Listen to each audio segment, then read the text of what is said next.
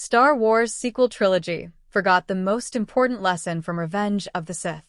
The overwhelming success of Star Wars Episode 3, Revenge of the Sith teaches one lesson about storytelling that the Star Wars sequel trilogy forgot. Revenge of the Sith concludes the Star Wars prequel trilogy, fulfilling the promises made by Star Wars. Episode 2, Attack of the Clones, and depicting the end of the Clone Wars, Anakin Skywalker's corruption, and the fall of both the Jedi Order and the Galactic Republic. The film is one of the darkest and most emotional installments in the Star Wars saga and is often considered to be the best of the prequels. Fascinatingly, George Lucas did not have confidence in Revenge of the Sith's success, predicting that it could be the least popular prequel film due to its dark premise. The film's tragic narrative ended up being one of its strongest elements, however, providing a dramatic and worthy conclusion to the prequel trilogy and tying it to the original trilogy era neatly. There is one easily overlooked factor, however, that saw Revenge of the Sith make the best of its odd position as a simultaneous prequel, sequel, and interquel within what was a six-part movie saga. Revenge of the Sith was the last prequel, so it was essentially the final piece in the puzzle for the Star Wars saga.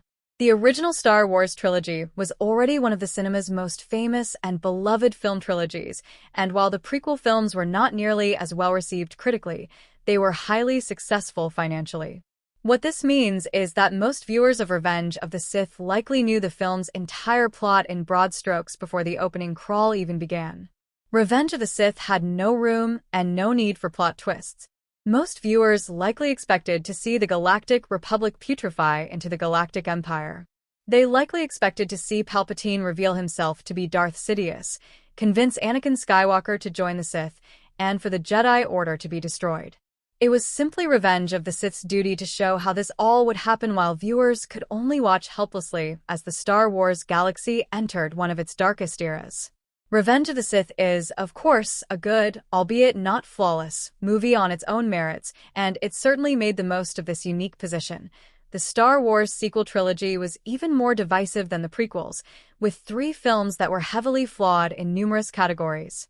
One of the sequel trilogy's many shortcomings is its over-reliance on plot twists. Star Wars The Force Awakens left characters like Rey critically underdeveloped for the sake of building up mysteries, with Rey's heritage, in her case, taking precedence over quality characterization. Star Wars The Last Jedi was overly concerned with surprising viewers by any means necessary, resulting in character and plot developments, or lack thereof, that were nonsensical and superficial, at best. Another issue with the Star Wars sequel trilogy is its preoccupation with meta-narratives. The Force Awakens and Star Wars The Rise of Skywalker leaned too heavily on nostalgia. The Last Jedi, meanwhile, haphazardly attempted to address viewer expectations and make criticisms of specific elements of the Star Wars franchise. The flaws of the old Jedi Order and Luke Skywalker's characterization serve as 2 examples of this, but there was one glaring problem. Other Star Wars movies had already handled explorations and criticisms of those themes with far more competence and originality.